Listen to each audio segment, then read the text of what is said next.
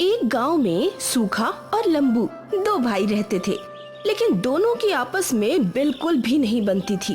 दोनों को लगता था कि उसका भाई उसका भला नहीं चाहता है, इसीलिए दोनों में रोजाना आए दिन झगड़े होते थे।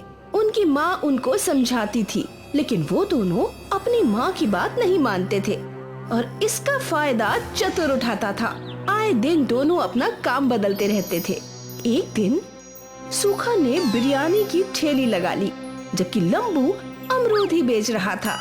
देख लंबू, तू अमरूद में मुझसे बहस कर रहा था, इसलिए मैंने चिकन बिरयानी का काम शुरू किया है। अब तू यहाँ कोई बहस मत करना, वरना अच्छा नहीं होगा। देख भाई, अगर तू प्यार से कहता तो इस बार मैं तेरी बात मान भी जाता, लेकिन तूने मुझे पीटने की धमकी दी है। अब मैं भी कल से चिकन बिरयानी ही बेचूंगा, लेकिन इस बार मैं तेरा काम बंद करा कर रहूंगा। ठीक है, देखते हैं कि कौन जीतता है। दोनों बहस कर ही रहे थे कि तभी वहाँ चतुर आ गया। क्या हुआ भाई, कैसे लड़ रहे हो सुबह सुबह? और सूखा, तू आज बिरयानी ले आया, वो भी चिकन? अरे वाह, ला एक प्लेट तो दे, खाकर बताऊं कि कैसी बनी है। चतुर भैया, ये ठेला आपका है, जितना खाना है आराम से खाओ। चतुर ने बिना पैसों के ही खूब बिरयानी खाई। वो सूखा की बिरयानी की तारीफ करने लगा। ये बात लंबू को पसंद नहीं आई। सूखा, तूने बिरयानी तो गजब बनाई है, खाकर मजा आ गया। अब ये ग्राहकों को भी खूब पसंद आएगी। अरे भैया, तुम कल मेरे हाथ की बनी बिरयानी खाना, उंगलियां चाटते रह जाओगे। ठीक है, कल की कल देखी जाएगी। अभी तो तुम अमरूद ही खिला दो, तुम्हारे अमरूद भी कम अच्छे नहीं हैं। लंबू थोड़ी सी तारीफ से खुश हो गया और चतुर को मुफ्त के अमरूद मिल गए। सूखा ने दिन भर बिरयानी 50 रुपए प्लेट बेची और उसकी अच्छी कमाई हुई। ये बात उसकी आंखों में खटक रही थी। शाम को दोनों भाई अपने घर चले गए। अगले दिन लंबू सूखा से पहले ही अपनी कार्ट लेकर पहुंच गया और उसने उस बोर्ड पर लगा दिया चिकन बिरयानी 40 रुपए प्लेट। कुछ ही देर में वहाँ सूखा भी आ गया। पागल, इतने कम में बिरयानी बेच रहा है? आज बताऊंगा तुझे कि तू कैसे अपनी बिरयानी बेच पाएगा। दोनों भाइयों के रेट में अंतर देखकर लोग लंबू के पास ही जा रहे थे और सस्ती होने की वजह से पेट भरकर बिरयानी खा रहे थे। ये देखकर सूखा को भी बिरयानी सस्ती करने का आइडिया आया और उसने 50 की जगह 40 लिख दिया। अब दोनों में बराबर की टक्कर हो गई और शाम को बिरयानी बेचकर घर पहुँचे। मैंने सुना है कि तुम दोनों आज भी अपना नुकसान करके आए हो। माँ, इसने मुझे धमकी दी थी और अब मैं इसका काम बंद करवा के रहूंगा। माँ, जब आपको कुछ पता नहीं हुआ करे तो कुछ भी मत बोला करो। ठीक है, अब से मैं कुछ नहीं बोलूंगी। तुम दोनों को जो भी करना है वो करो। एक दिन सुबह सुबह चतुर सूखा से मिलने आया। आओ चतुर भैया, बैठो।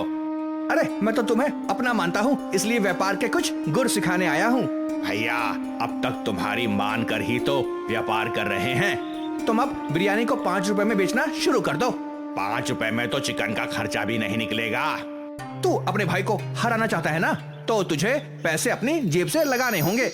लेकिन मेरे पास तो पैसे ही नहीं हैं। तेरा भाई कब काम आएगा? जितने पैसे चाहिए मैं दूंगा। जब तू कुछ कमा ले तो मुझे वापस कर देना।